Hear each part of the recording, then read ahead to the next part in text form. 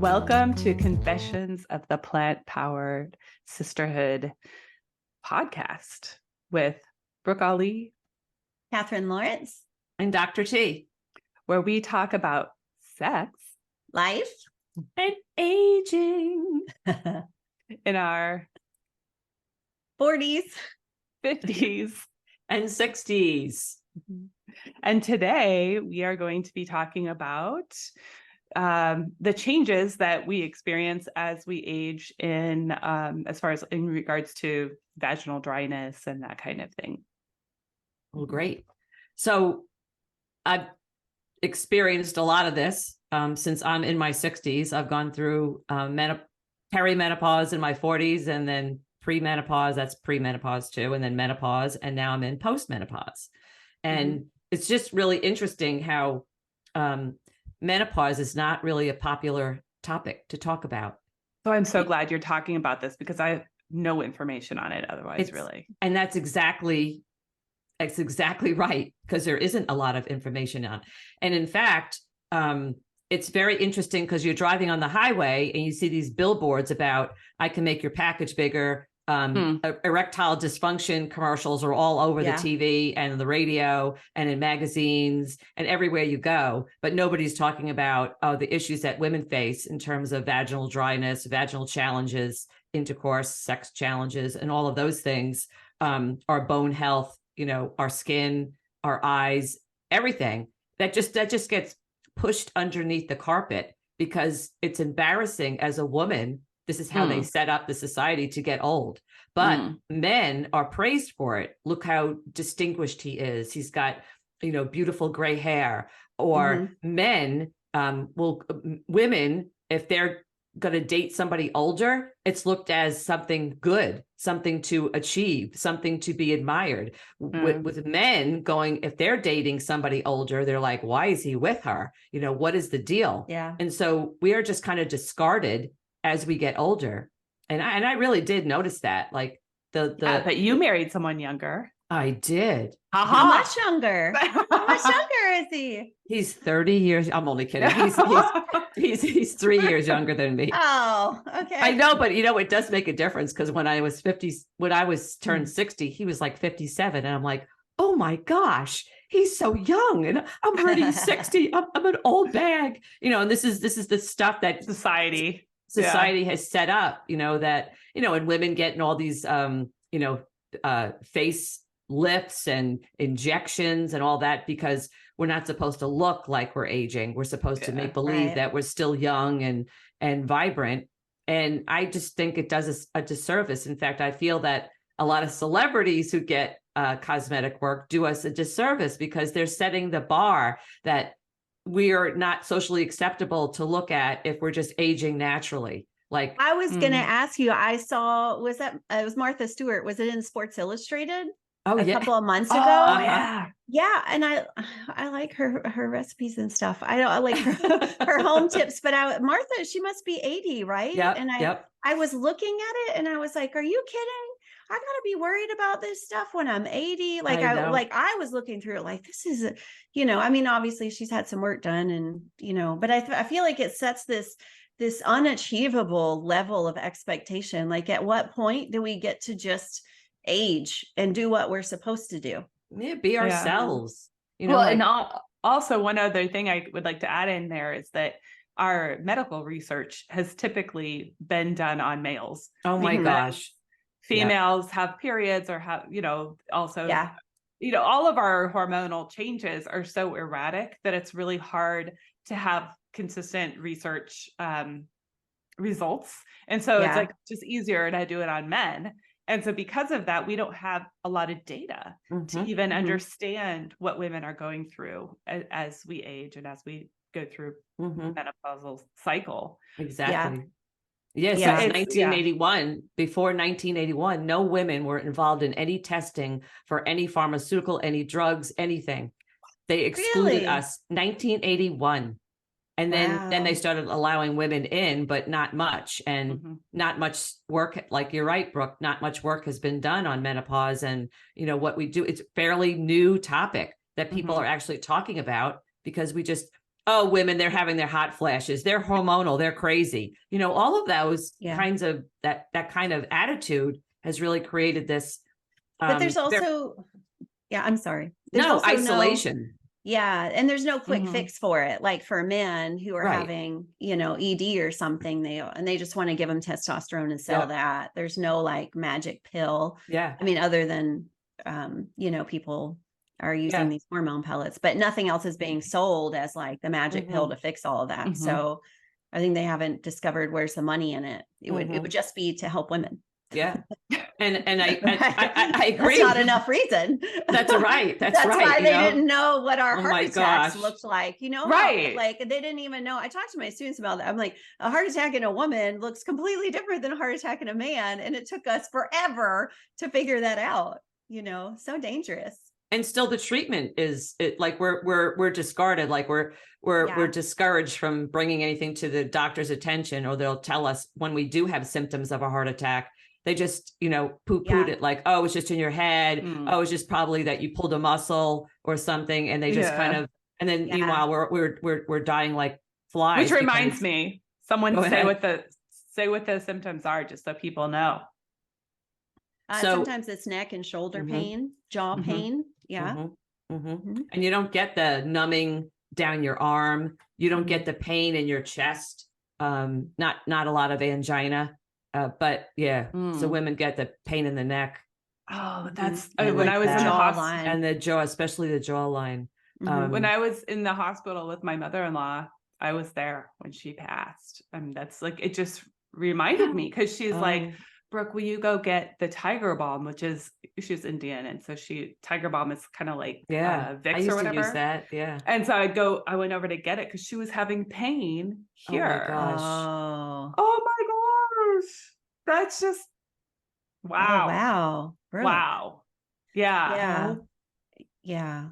And a lot of, surprisingly, like most people don't know that that's what a heart attack looks like. And so family members don't know to look out for that. And she was in the hospital. So, and they did. she was pretty bad. But like now when I think about it, it's like, oh, that's what that was telling us, and wow. I'm sorry. Yeah. Well, that's why we're telling women. That's why we're doing this. Yeah. I think today we're deep diving into the vagina. We are deep diving into I'm excited. Let's get to the vagina. I want to learn all the things from Patricia that are waiting for me. Yep. All the but things that are going to go wrong. But they're not going to go wrong. It's just our journey, and it's a good thing, because the thing is that we women, humans are very different from animals in nature.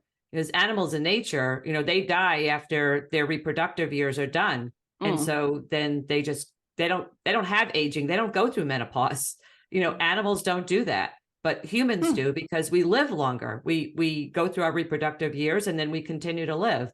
So maybe in prehistoric times, we didn't. We died pretty soon after that, but we can basically have babies fairly long. And then men can also fertilize women until, there've been men like Charlie Chaplin in his 80s and 90s. I mean, men can still be virile in terms of getting somebody pregnant. So watch it in those nursing homes, because those guys can get you into trouble. Oh, we got to, that's a whole nother thing. That's a whole nother thing. Oh my gosh. Oh my gosh. Oh yeah. Because I learned so much. I was like, whoa, wait a minute. Rampant STDs. So basically, we shouldn't be thinking of it as a terrible thing that we have to go through. And I want to share, like, for when I was going through, I remember I was diagnosed with being in perimenopause in my 40s. And I was like, what the heck is that? There was no definition. Nobody really talked about that. I just kind of like, oh, okay, I'm in perimenopause. I don't know what that means, but okay. And then I just left my doctor's office, right? So then I get do they have specific markers for perimenopause, or is it arbitrary? I don't know. Okay. The only thing I know is that your periods start to get more erratic, and that once you've gone an entire year without getting your period, then you're in menopause. Then you're in menopause. Yeah, but perimenopause, there's no... peri is like the even... Yeah, I don't... It's early. That's in your 40s. You get, like, I think I was 43 or 4. So why did they say that? What were the symptoms? I think it's just a part of your life. So in your 30s, you're, in your reproductive years, and you get into your 40s and things start to change because you're, you don't have as many eggs, or you may not have any eggs. And they're not as viable. And it's not easy to get pregnant as you would be in your 30s, because your hormone levels start to change. They do start to change as you go through life. So if you're starting to have symptoms like your periods are irregular all of a sudden in your 40s, you're getting any kind of hot flashes, or, sweating, or any of that. I didn't have any of that. So that's why I don't really understand why they. I didn't either. I didn't know. But when I got into my 50s, I became plant-based, and I started having hot flashes. But as I got more and more into being plant-based in my 50s, I started reducing I wasn't really uncomfortable, but there were people at work that were basically stripping in meetings because I've seen that. It's almost like they're on fire. You feel like you're on fire. Like you feel like something's going on. Like I'm either having a heart attack, because it almost feels like that, because you get so hot. That's horrible. And you just like can't breathe, and you just want to. I never got like that. I would only do it at night, like before bed or in the middle of the night. So I was sleeping with less. I was always sleeping with like flannel pajamas and stuff. And then once I started going through, premenopause and menopause, I didn't need those pajamas anymore. So I could sleep in like just a light t-shirt, and that's it. And I was fine. That's the only thing. I wasn't uncomfortable. I didn't wake up in the middle of the night, sweat. That's not what happened. And I really feel that my diet, because I cut off, all processed foods. I wasn't eating any dairy and meat. I was eating very, very healthy. I was getting exercise. And I really feel like those, and that's not just my opinion. It's all the things I've read, that exercise is so important. Oh yeah. And I had the same thing. Yeah. Like I would, before I was diagnosed with Hashimoto's and hypothyroidism, I'd have like kind of like night sweats. And, had trouble sleeping and that kind of thing. But then once I went through the whole change of my diet and cleaned it up really well, all of that went away. And so now like the only thing is I just want to make sure I'm wearing 100% cotton at night and not like super heavy. And then I'm fine. But I could see a big difference in diet for me. And exercise wasn't even that much of a thing then. That's good. I think that's really important to point out, because there's so many people now being diagnosed with thyroid issues. And and so, people just throw up their hands and think, oh, there's nothing I can do because I have a thyroid issue. And it really is not true at all, because there are so many things that you can do. And that's really what, our podcast is about empowering people with information, that we're not trying to sell anything. We just want you to know that this information is out there.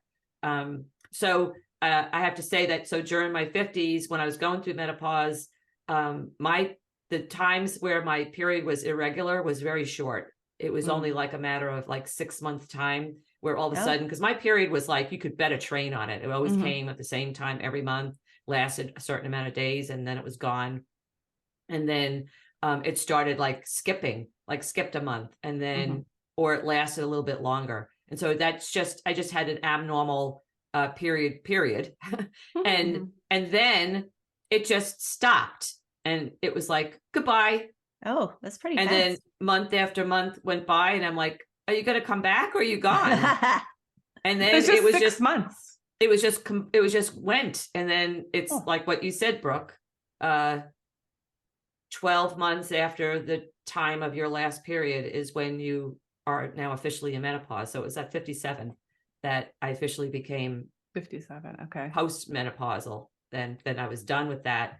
So when you're going through your cycle, about estrogen, right? And progesterone. And so I was just listening to a podcast, and I liked the way they explained it as estrogen and progesterone are like sisters. Okay. So estrogen is like the sister. So imagine she's the party animal. She's got a lot of energy. She's taking a lot of risks. Taking a lot of risks. She's a lot of fun. And then progesterone is like the quiet sister. She's very calming. And so she comes in and kind of calms the estrogen sister down. So those two are very complementary, because estrogen is important, especially in your reproductive years, and also in preventative disease. And so that's what happens when you go into postmenopause. Your estrogen and progesterone levels go way down. So they're actually lower, like if you get your period, it's kind of like that low, because right before your period, your levels are high. Yeah. Then once the body says, we don't have an egg, it's not happening. Just everybody clean up. Let's clean out the uterus, get rid of all that stuff. And then progesterone and estrogen kind of like, all right, they don't really need us right now. We're just going to hang out and have a cigarette or something, have a drink. And then when you go through menopause, the levels stay down at that level and they never really come back up. So, and then as a result, all the other things start to happen because of the importance of what they did during that time when they were, very popular in your body. All the things that they were responsible for kind of fall to the wayside. Like you have to do other things to maintain that. And one of them is your vagina. So estrogen is really, really important for plumping up your vagina and keeping it really healthy, very full of fluid. And keeping your tissues thick. And so when you don't have estrogen anymore, everything goes away. Yeah, it makes the vaginal tissue really thin, right? Very thin. So it can tear and and cause pain during intercourse. So a lot of women, not just people, but women in particular, they just avoid sex because it's painful now and that it's hard to lubricate. Yeah. That's why my doctor asks me if sex is painful. Oh no, that's the key when they start asking you. Yes. It's like, I had a woman come up to me after my sex class once and people like to overshare. She was crying. She said, whenever I try to have sex, it feels like glass shards. And it was just terrible. Yeah. And she was in menopause. So I guess with that lack of estrogen just made that tissue really thin. But I'll remember that forever because I was in horror. I was like, is that what's coming? God. It feels like glass shards. Oh my God. It is going to happen, but there's lots of things that you can do to help. And that's the piece is that doctors are not giving people the options. They're just going to the drugs. And they're not going to the natural solutions and things that you can do on a regular basis to overcome that. And that many women who are knowledgeable and are empowered have wonderful sex when they're in their 60s and 70s and 80s because none of your children are going to burst in on you while you're in the act, right? You don't really have a lot of the stresses that you had when you were younger because life is very stressful. But as you get older and more secure in your finances and in your significant other, you have gotten to know one another better. And you don't have any distractions, you can pay a lot more attention to your sex life. And no risk of getting pregnant. And if you're with the same partner, you don't, and they're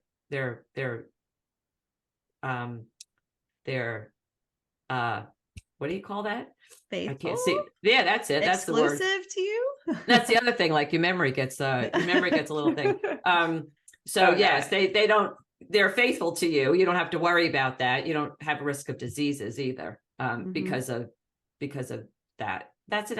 Doesn't have anything to do with menopause. It just has to do with being with the right partner that was not cheating on you. Why sex is still good after menopause. Sex is still good. That's it. You're giving us hope. We need to hear that. Yeah. So I just remember. So I'll tell you a story, and then you guys kind of chime in here. But I went to an OBGYN. I didn't have one. I lost my other one and then I had to find another one. So me and Hannah went to one.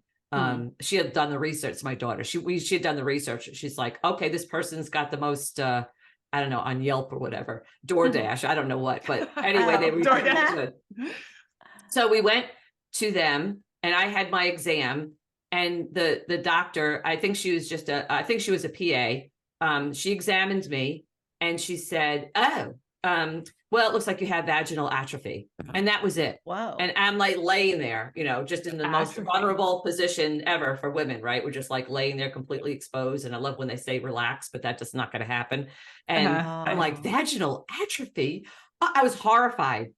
And I was just stunned. And she never even like followed up with, what does that mean? And why did you just say that to me? That's a terrible thing to say to somebody. Yeah. And then that was it. And so after that, I was like, I am never going to the OBGYN again. Here's the definition of atrophy.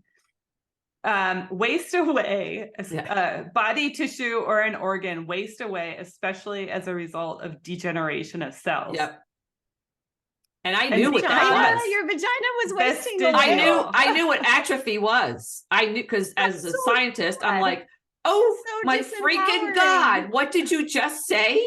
Like, I'm wasting away? That's horrible. And I was only, let's see, I was 50. I must have been like 58. Oh. And she said that to me, and I just shut down. Like, I just shut down, and I left that exam, and I'm like, I am never going back to the OBGYN again. I don't want anybody to ever say that to me, because now what am I supposed to do with that? So it just made me feel like so much less of a woman. Yeah. I felt she just took my sexiness out, and I've always felt very sexy all my whole life. I've always felt you like are very sexy.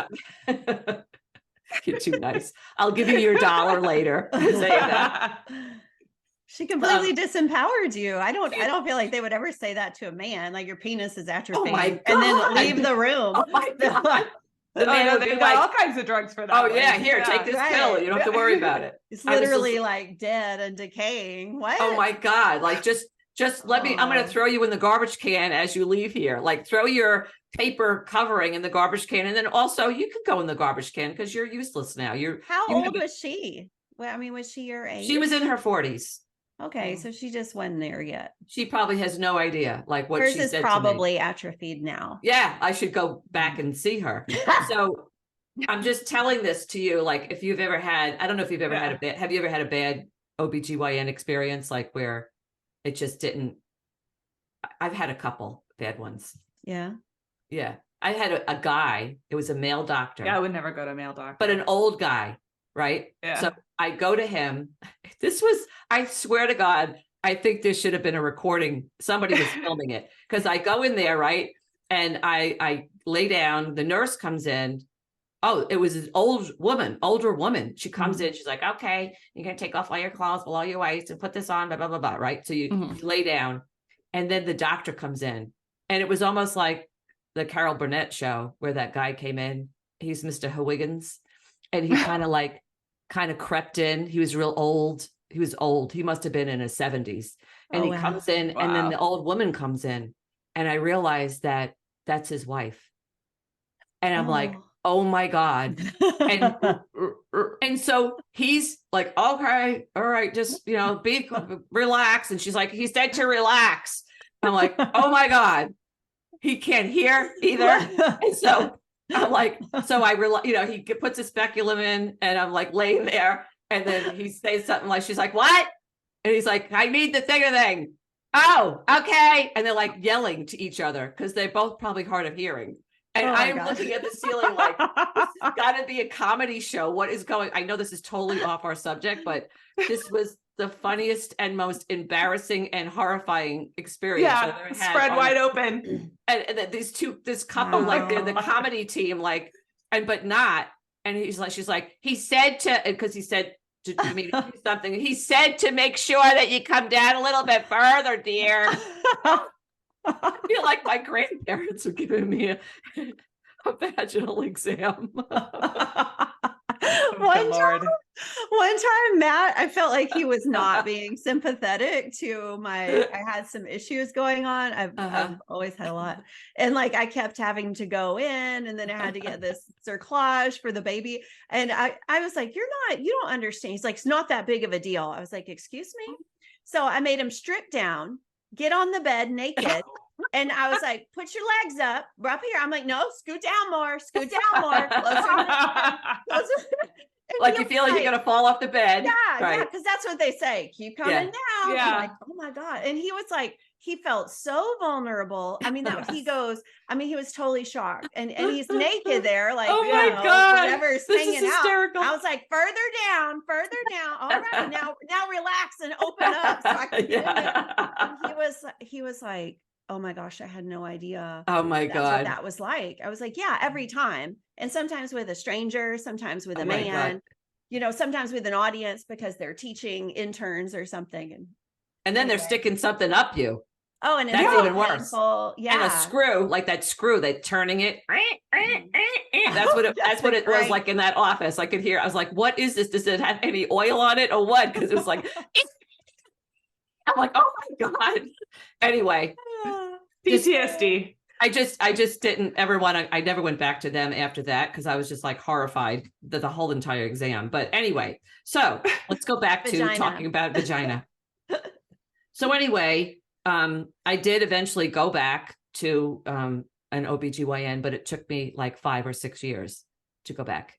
Yeah. And I advise everybody, never do that. Don't skip your exams. Just change your doctor if you're unhappy. But there are good doctors out there and good PAs and good nurse practitioners. So anyway, with for my personal experience, I started experiencing a lot of dryness and itching on the outside, like on my labia. And I was like, do I have, and I thought maybe I have crabs or something. Like what is going on? Like, did my husband cheat on me and bring home crabs and that's what I have or whatever? So like I was looking, I'm like, why am I so like uncontrollably itchy? On the outside?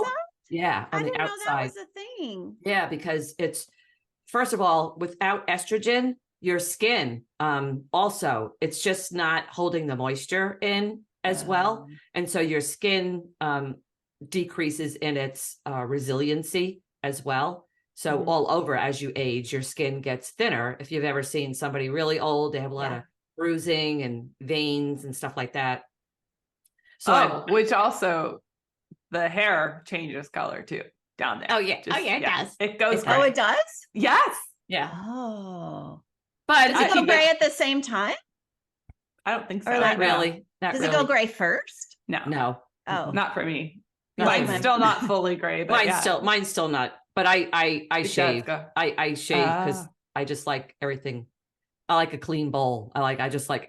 This could be a whole other topic. Is that too much information? I love it. Like you are sexy. You're right. So I just get that. I take care of that because I just don't like it. I like everything. I like to see my hair is short. I'm like short, everything shaved, close cropped. So I started noticing that also during sex, it was more painful. And I had to use like a lot of lubrication.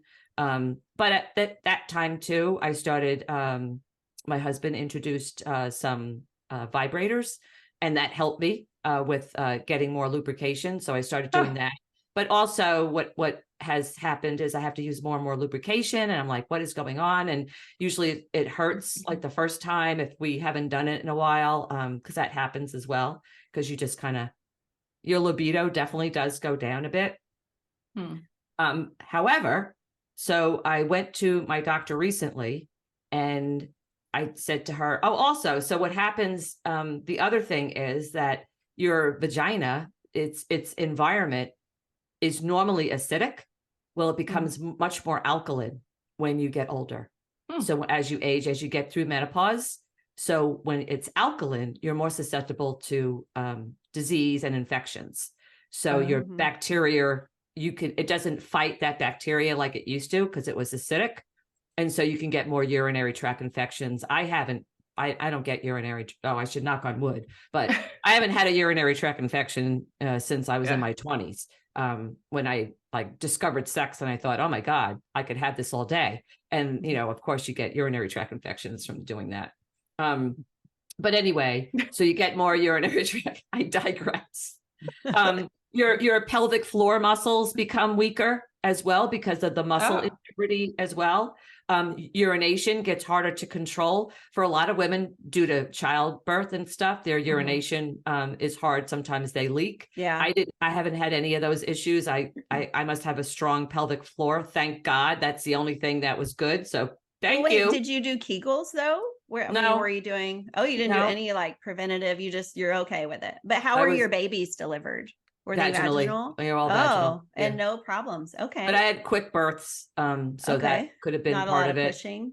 Not a lot of pushing, Okay. I'm doing Kegels as we speak because you're worrying me. Well, you should. I need to be prepared. You should. And I'll start them and then I just don't I can't keep track. And I just like, there's too many things I got to do. I got to eat my greens. I got to do my exercise. I got to meditate. I got to get 7 hours sleep. I got to take self-care. I got to do facials. There's just so much you can fit in. So your tissues now are thinner down there. Also your vaginal canal can get shortened, it kind of shrinks. And so that can cause pain during intercourse as well. Oh, because you're hit in the back. Yep. Like your cervix? Like your cervix comes down? Mm-hmm. Oh.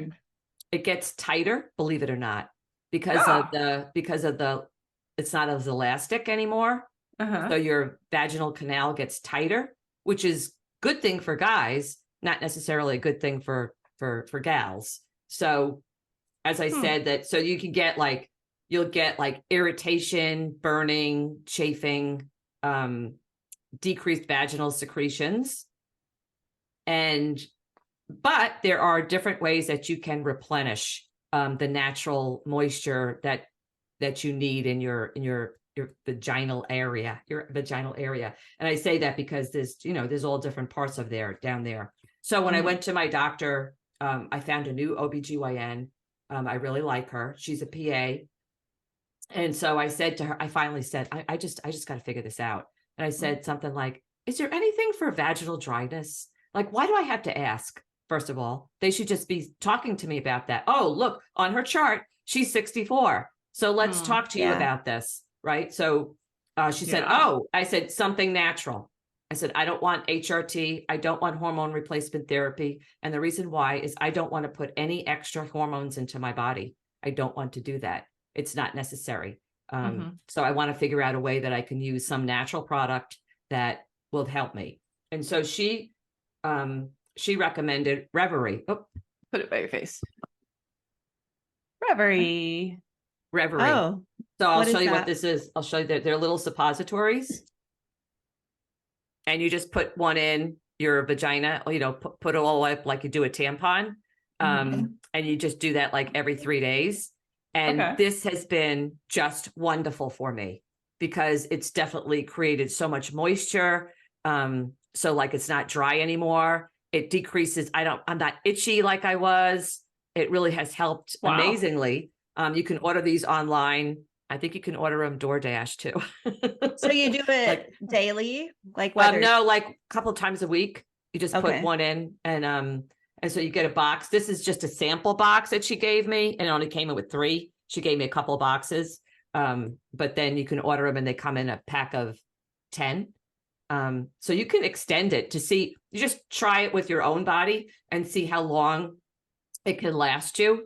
Everything for me, like anytime a doctor prescribes a medicine, I always tell them, give me the lowest dose because I am just so sensitive to anything that you're going to give me.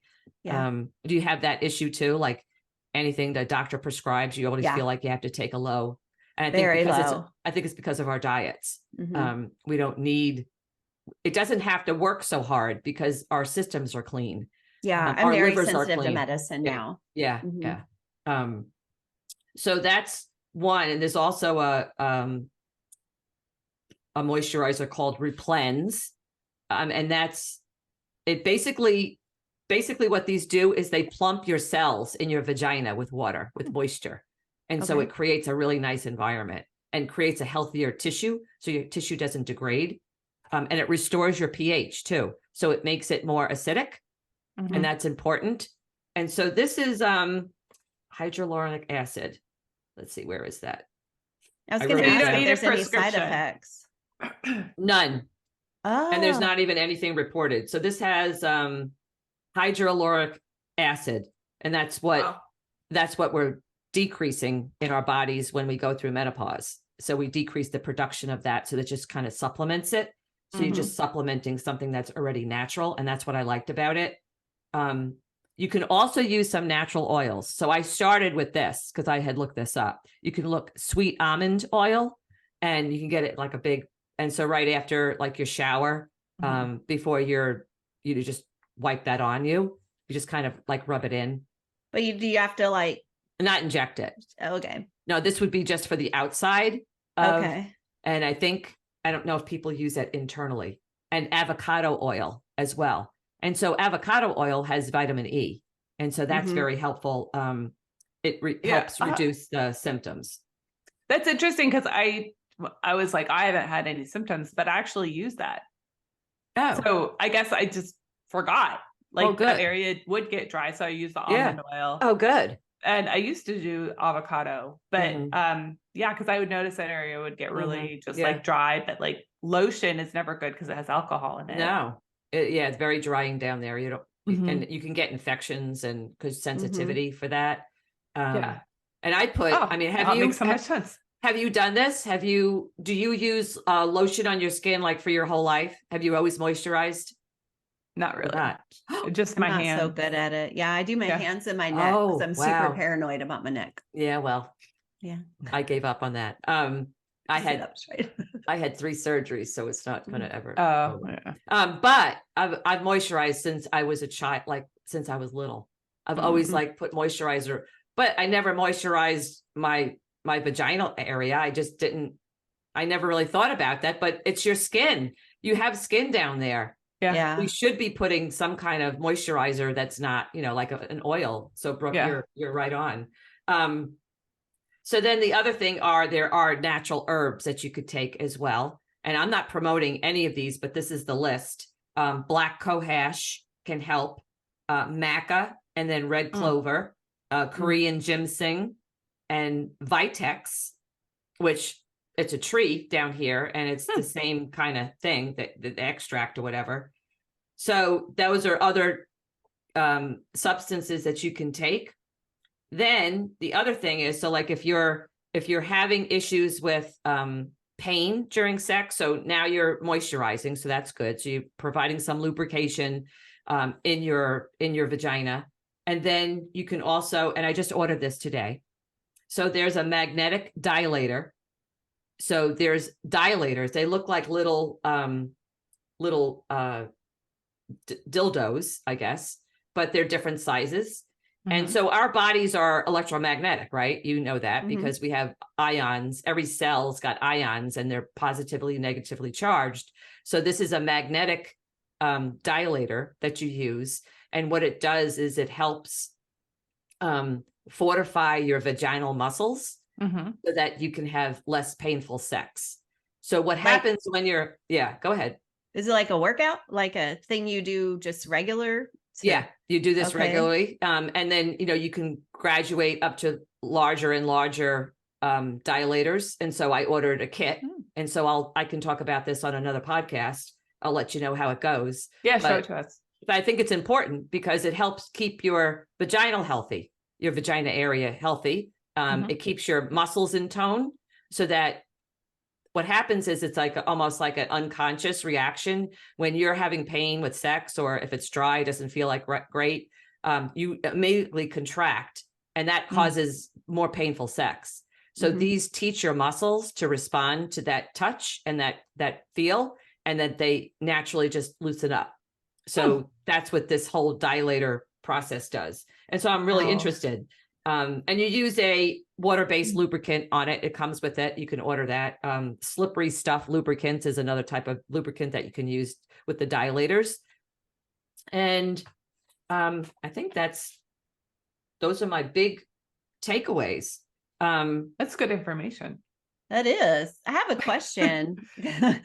I mean, besides the fact that I'm kind of sad now, but I have a question. Don't be sad. It's all part of life. Well, listen, I feel like I'm lucky I got to be 64. I'm happy to be here. I know. Feel like I don't have any extra time, and now I got to start worrying about my vagina dying, and like I got to do all these exercises. It's not going to die. Stick this stuff up there, but like it's a luxury. I think probably Brooke and I take for granted right now. Not together. I'm just saying like that that's never been a problem. And like to think like, oh my God, that's one more thing, but your kids won't be there anymore bugging you. They'll be older and independent. Yeah. So I'll have time for like all this.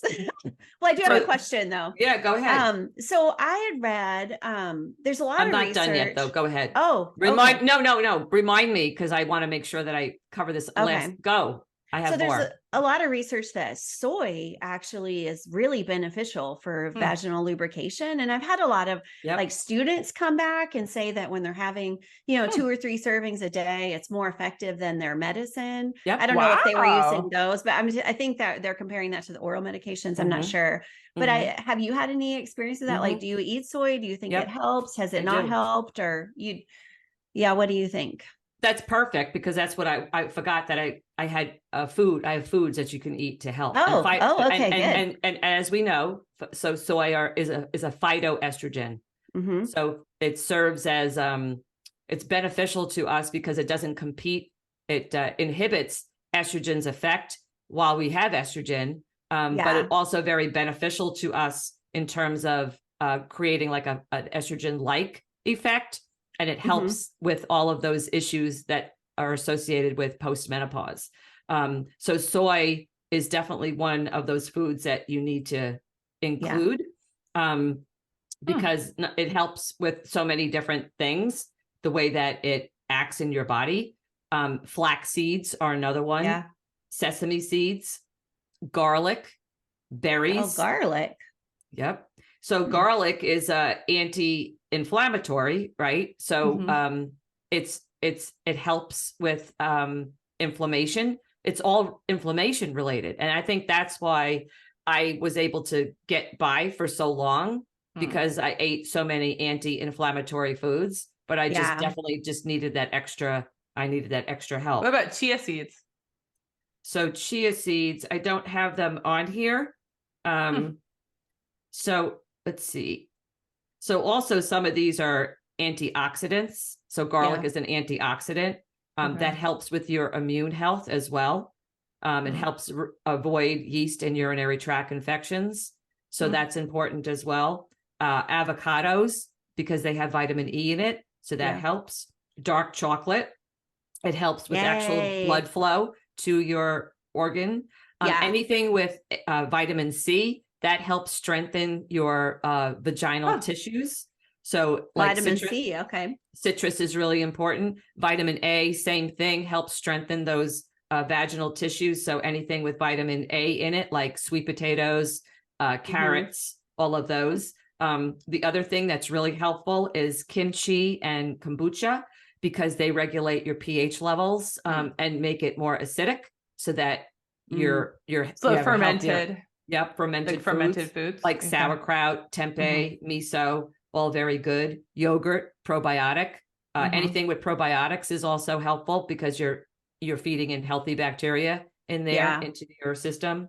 And leafy greens, of course, always very, very good, because that's going to increase your blood flow, etc. But you don't take these foods like you don't inject them into your vagina. You eat them in your mouth. Well, I'm really glad you clarified that, because mine was getting full. I was thinking people are like, how do I get a sweet potato up there? It's crazy, because every single thing you listed off, I had yesterday. Oh my God. Flax seeds like the only thing. So you have a healthy vagina then. Very good. Yes. I feel like an A+ student. Yeah. So there are actually 34 recognized symptoms of menopause for women. So it's not like just one symptom. Everybody, and then all the different variations. So every single woman is every single woman. It's their individual person. Like each of us will respond to perimenopause, menopause, and postmenopause in a different way. And we'll have different symptoms, combination of symptoms, how extreme certain ones are. And I have to say, this is the only one that's bothering me. And now I have a solution, and I feel good. I mean, I do. So anyway, I'm so glad you're sharing that. That's wonderful. Thank you so much for all the research. Yeah, I think that's incredible, because it's something that people are not talking about. And I didn't know it until we started teaching the sex class, that it's a huge pain point. Oh my God. It's heartbreaking for so many women. Yes. And there's not resources out there. And then their friends are not talking about it, and then they end up, just going to get commercial lube or whatever, which is actually more damaging in the long run. And so I'm really glad that you're talking about this. I hope this helps people.